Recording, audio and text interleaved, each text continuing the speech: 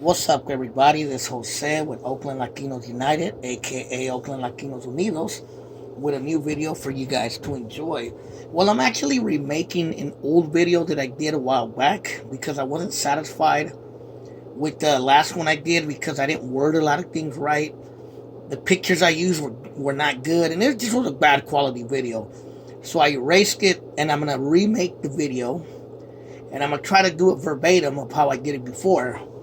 So the video I want to make is called The History of Pimp Hustler Culture in Oakland and why gangs like the Crips and Bloods were never able to take a hold in Oakland or the Bay Area, and why the pimp culture and drug dealing hustler culture was the more dominant culture in Oakland and in the Bay Area. Now, there's a question that's been asked a lot on YouTube, and people have asked me when I go to other cities, when I tell them I'm from Oakland, and they always ask me, do they gangbang in Oakland? Do people gangbang in Oakland? Are there Crips and Bloods in Oakland? And I would have to say it depends on who you talk to and what race you're talking about. Now, if someone were to ask me, do they gangbang in Oakland? I would have to say yes and no. And I want to get first to the no, and then I'll get to the yes part. So if you're African American and you're in the game, most likely it's no. Because blacks in Oakland have never been known to gangbang. At least not colors. You know what I mean? So groups like the Crips and Bloods were never able to get a hold of cities like Oakland. Now, we all know that a lot of other Northern California cities like Sacramento, Stockton, Merced, even some parts of San Jose, there have been Crip and Blood gangs. You know what I mean? Especially Sacramento. Sacramento's known for that. That's probably the closest city to the Bay Area that has a big Crip and Bloodman culture. And you know that happened because a lot of people from LA migrated to those areas. But as far as the Bay Area goes, there were Crips and Bloods who came out here, and I've actually met Crips and Bloods in the Bay Area before. But they were never active here, and for the most part, as far as I know, they never tried to take over Oakland or any other city. What I have heard was that in the 80s, a group of Crips tried to set up shop in San Francisco, in Potrero Hill and in Hunters Point, and they pretty much got ran off by the San Francisco, like Hunters Point, Fillmore, and the other crews in San Francisco, because like Oakland, they were about the hustler and pimp culture. And how did that pimp culture come about? Well, one thing I want to say about the Crips and the Bloods before I change it, the Crips and the Bloods actually had an influence from Oakland, believe it or not. The Crips, when they started, Raymond Lee Washington, who was one of the founders, wanted to model the group after the Black Panthers. And those of you who know your history know that the Black Panthers were an organization from Oakland that originated in Oakland. But why did blacks in Oakland and the Bay Area gravitate to the pimp culture? I would say a lot of it has to do because Oakland was the heart and center of pimping in California. Now, even Too Short, who was originally from LA but came to Oakland when he was 13, even said that Oakland was the first time he ever seen a real pimp. He said he kind of had seen them in LA, but he said the ones he seen in Oakland looked like the pimps in the movies. Now, this movie, The Mac, was made in 1973, and it was filmed in Oakland. You know what I mean? Mostly in West and North Oakland. And according to the documentary Pimpin' Ain't Easy, parts of it were made in LA because the Black Panthers were actually against the movie and had fought hard to not have the movie filmed. The movie was based on Frank Ward, who was part of a crew called the Ward Brothers that were pimps, drug dealers known in Oakland. And this is Max Julian, who was one of the actors in the Mac, and that's Frank Ward right there. And that's one of the other Ward brothers, and that's the dude who played Pretty Boy Tony. And the movie was about pimps in Oakland and about them pimping women. And, the Ward brothers had a lot of influence at the time in Oakland. According to what I heard during the movie, the making of the movie, Frank Ward was murdered. Some say it was the Black Panthers that murdered him. Others say it was rival drug dealers. But according to the story, he was shot and killed in a car with his girlfriend. And, guys like Frank Ward, the Ward brothers, movies like The Mac, showed that pimping, hustler aspect of Oakland. Now, another dude who was very controversial and controlled the dope game in Oakland for many years was this man right here. And that was Felix Wayne Mitchell.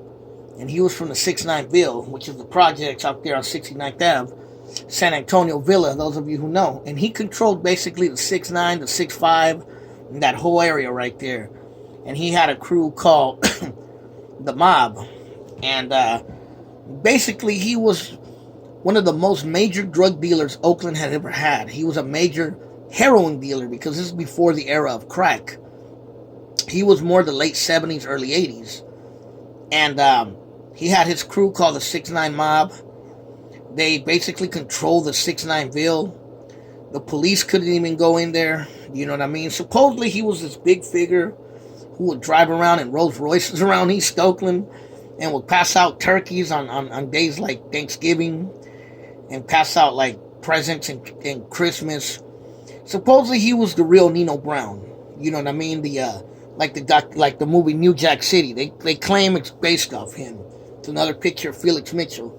Felix Mitchell was a major narcotics dealer, and he ran his crew very organized, almost like an organized crime mafia type of crew. You know what I mean? And it was all about hustling.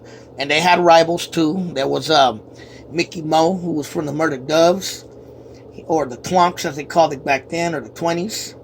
And he was another big-time heroin dealer who was a rival of Felix Mitchell. And they went to war with each other. You know what I mean? And a lot of people got killed during that war. This was in the early 80s. But that brought a lot of heat to both crews. Mickey Mo ended up going to jail, and so did Felix Mitchell. And Felix Mitchell actually ended up getting killed in Leavenworth Prison in 1986. And they had a huge funeral in Oakland where they actually had him in a carriage with Rolls Royces. It was like a parade going down East 14th all the way down to West Oakland. And, that's a real Oakland story right there. Actually, this picture right here is on 38 and East 14th. You know what I mean, in the hood.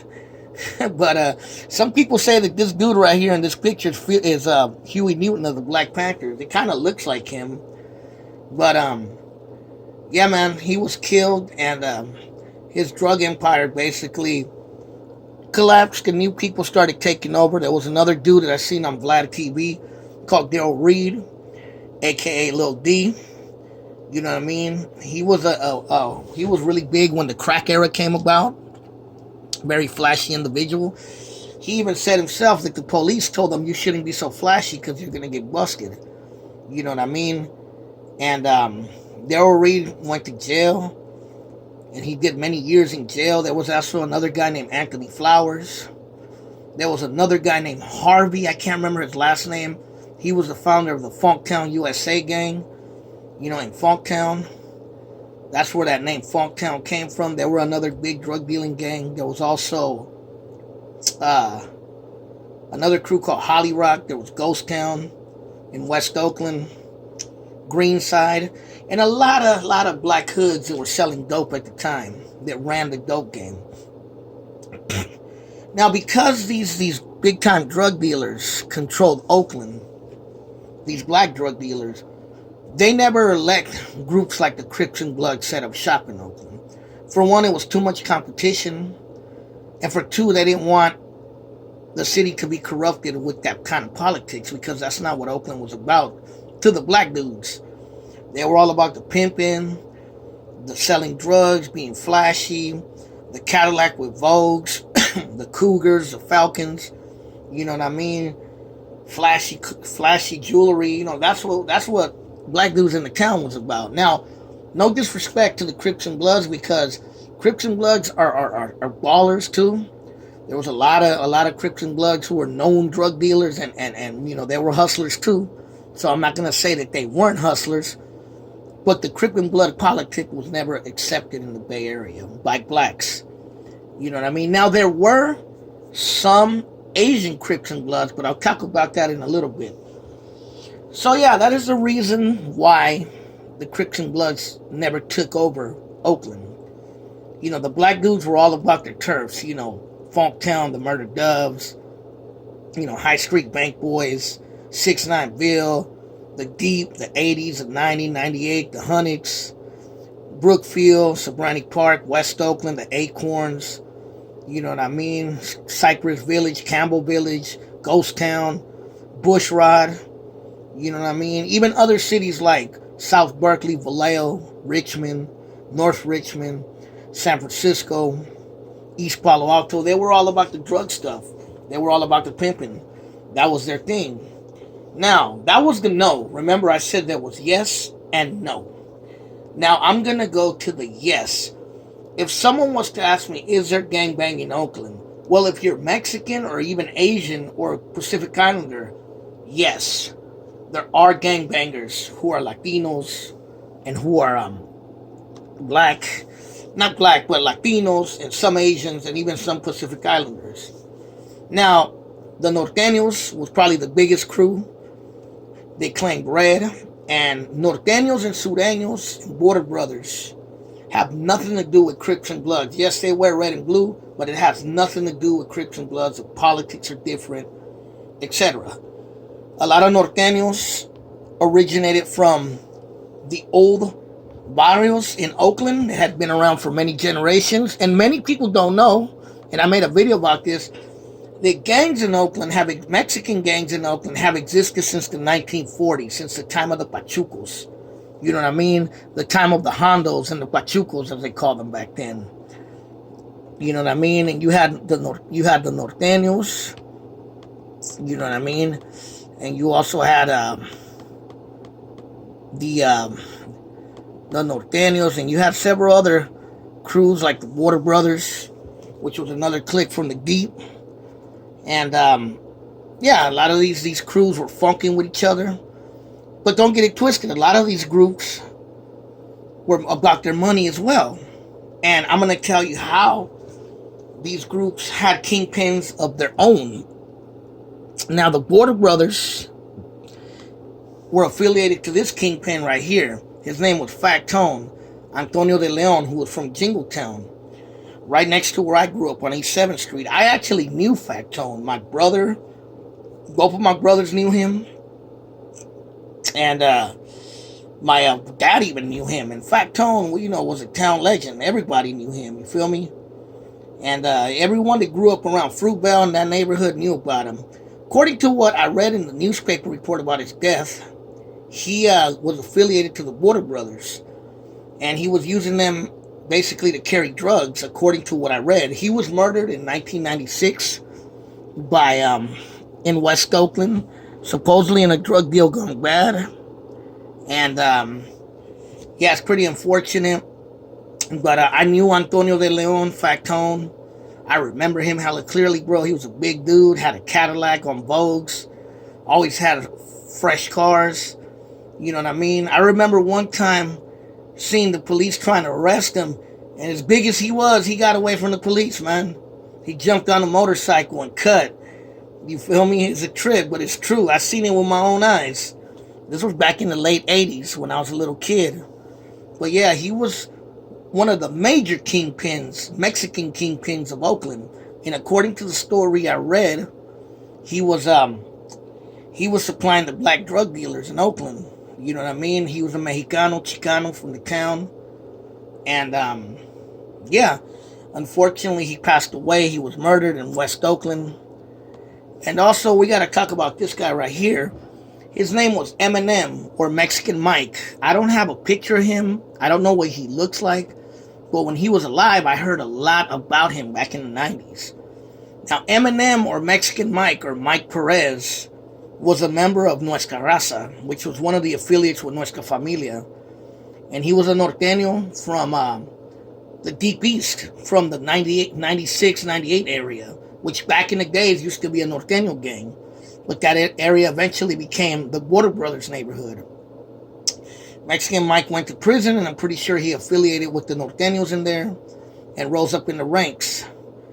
And he was a known baller. I remember hearing a lot about him, that he sold hella drugs, that he owned hella businesses all over Oakland and San Leandro, that he had a couple of bars. Even my brother told me that I think he had a bar in San Leandro. And he's also in the book Broken Paradigm by Boxer Mendoza. If you look, I think it's chapter 28, they talk about him. They talk about him in a few chapters. But he was murdered in 2002, over there in Brookfield, over there by 880 on 98. And supposedly, according to the book by Boxer Mendoza, he was murdered over drugs. Some black dudes supposedly killed him over drug territory. And yeah, Mexican Mike was another one of the big ballers, Mexican ballers in the town. Like, fools that think that there weren't Mexican ballers in the town don't know the story about Oakland. There were ballers of all races. Now, as far as Crips, there were some Asian Crips in Oakland. You know what I mean? There was the Oakland Junior Crips, the Oaktown Crips. They were mostly like Cambodian and like Vietnamese Crip gangs. There were a few Tongan gangs, like the Tongan Crip Gangsters. Possibly a Samoan Crip gang. And yeah, that was about the only Crip influence that I ever heard in Oakland were Asians. And I don't know if they're around anymore, but I know that they were around back in the days. That was probably the only Crip gangs that were ever in Oakland or the Bay Area, or at least in Oakland that I know of. But yeah, you know, that's basically what it boils down to. You know, there was hustlers on both sides. There were Norteños and Border Brothers and probably Sureños that were hustlers in Oakland. Black dudes were for sure hustling and pimping. And, you know, people in Oakland, whether you're black, whether you're Mexican, whether you're Asian, Samoan, Tongan, whatever, you all about your money. We're always money motivated out here. Not to say that people in the Valley or people in LA aren't money motivated, because I'm not saying that. There's a lot of hustlers out there too, for sure. But Oakland is on the map with the money makers and hustlers, for sure. And that's just town business. So that's a little history. Hopefully you guys enjoy. Leave a comment. Tell me what you think. Have you ever heard of Factone or Mexican Mike or Felix Mitchell or the Ward Brothers? Let me know. Late.